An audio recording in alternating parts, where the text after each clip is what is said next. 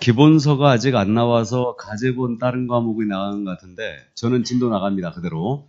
그래서 오늘 그래서 입문서를 안 갖고 오신 분은 유인물이 나갔을 거예요. 그래서 이제 유인물로 보시고 다음 주는 아마 기본서가 나올 겁니다. 그래서 다음 주는 바로 저는 기본서 진도로 나갈 거예요. 처음부터 시작 안 하고. 자, 그래서 오늘 27페이지 중개 업무 찾으셨어요? 27페이지 중개 업무.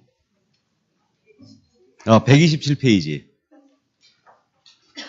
127페이지.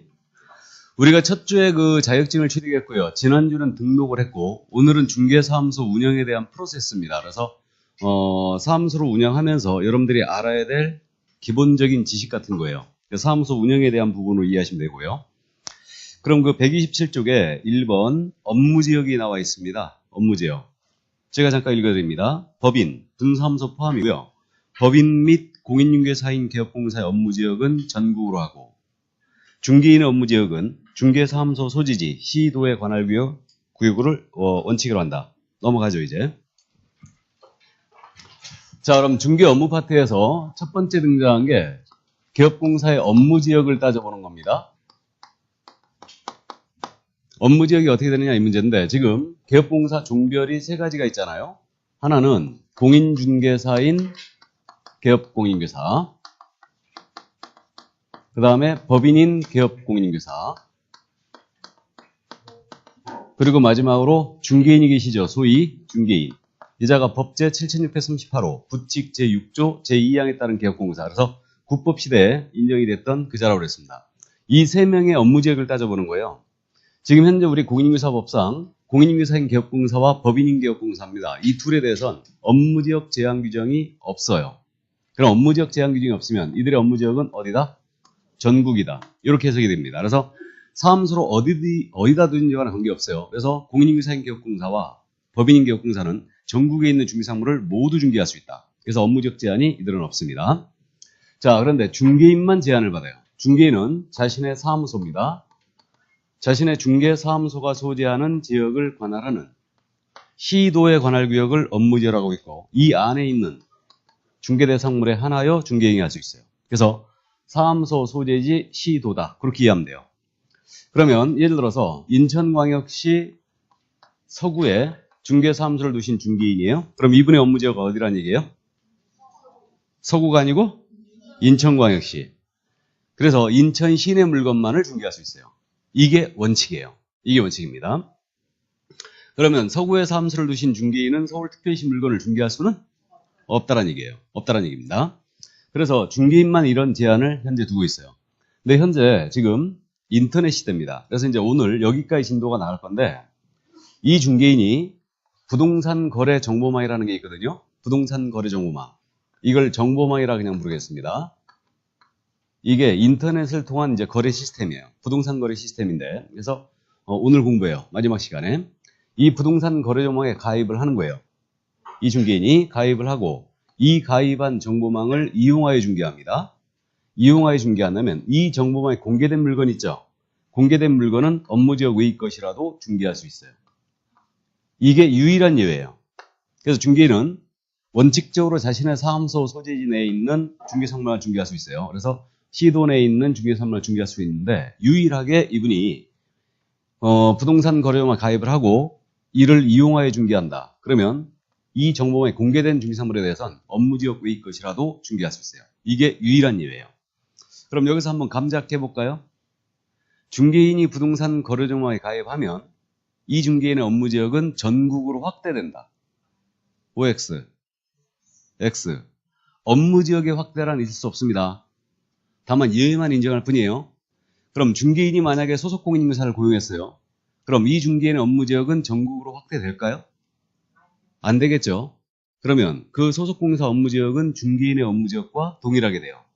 맞습니까? 그래서 이 소속 공사를 고용인이라고 부른다고 그랬죠? 고용인의 업무지역은 개업공사의 업무지역과 동일하게 됩니다.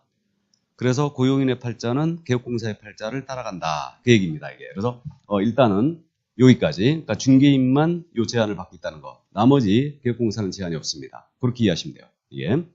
자, 그럼 가볍게 이해만 해두시고요. 그래서 128쪽에 맨 위에 박스 안에 그림이 있죠. 공인인유산기업공사와 법인인기업공사는 전국을 업무지휘로 하고 있고요. 그다음에 중개인은 자신의 사무소, 소재지, 시도에 관할 구역을 업무지휘로 합니다. 그래서 그 정도만 감만 잡아두시고, 자, 이제 본론으로 가서 중개사무소로 내려갑니다. 2번 중개사무소. 자, 이 중개사무소에 대해서는 내용이 굉장히 방대하죠. 지금 방대한데, 중개사무소 설치 기준, 어떤 기준 하에 중개사무소를 확보해야 되는가, 이 문제는 지난주에 언급이 됐어요. 그래서 중개사무소는 건축물 대장에 기재된 건물을 확보라고 했죠. 그래서 건물 대장에 기재된 건물에 확보를 할 것, 그리고 등록 신청하는 자가 소유, 전세, 임대차, 사용대차의 방법으로 사용권이 있을 것, 이랬습니다. 그래서 등록 신청인이 사용권이 있는 건물로서 건축물 대장에 기재된 건물에 확보하라, 이랬습니다. 그래서 무허가 불법 건축물에 설치할 수 있다, 없다? 없다. 가설 건축물에 된다고 했어요, 안 된다고 했어요? 안 된다겠죠. 컨테이너와 같은 가설 건축물에 설치할 수 없다. 그 다음에 면적을 제한하는 규정이 있었어요, 없었어요?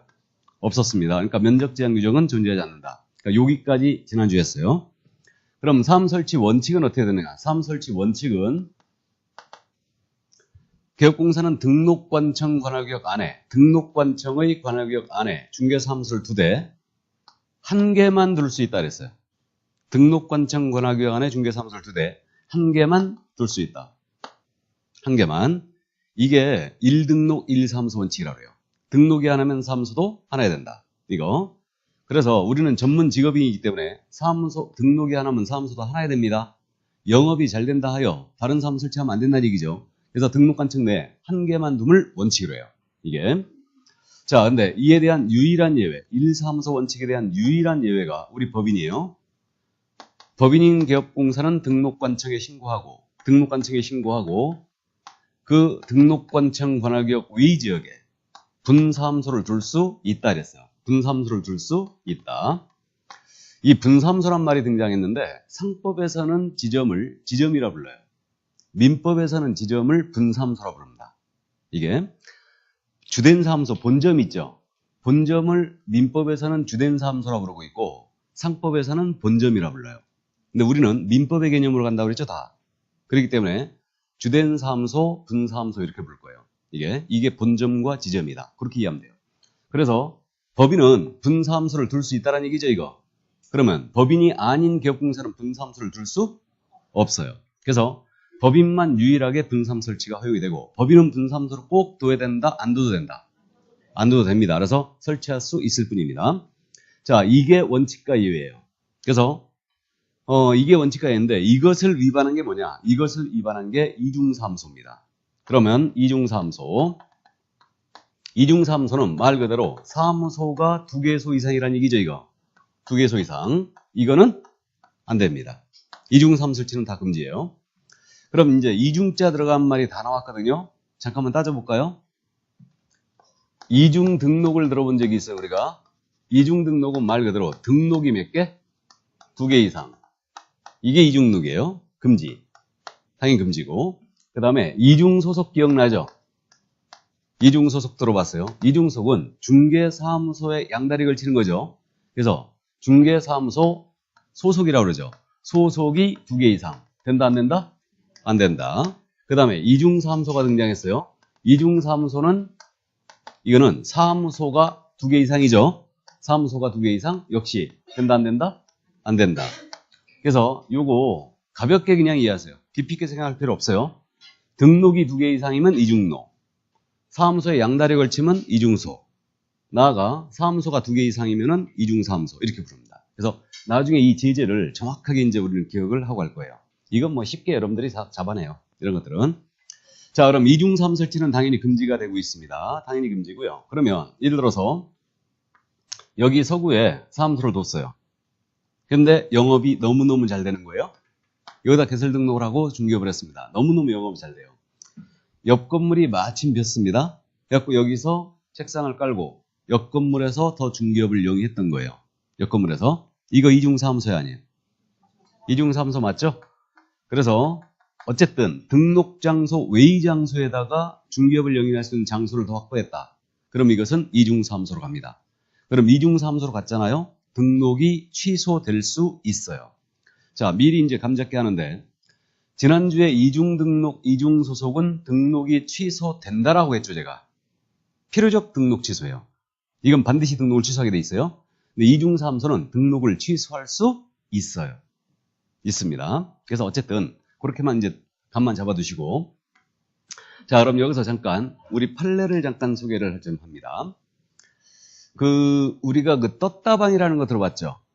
이른바 이동식 중개업소. 그래서 이제 분양사무실 앞에서 이 개업공사가 천막을 치고, 우리가 초등학교 때 운동회 할 때 쓰는 그 대형 흰 천막이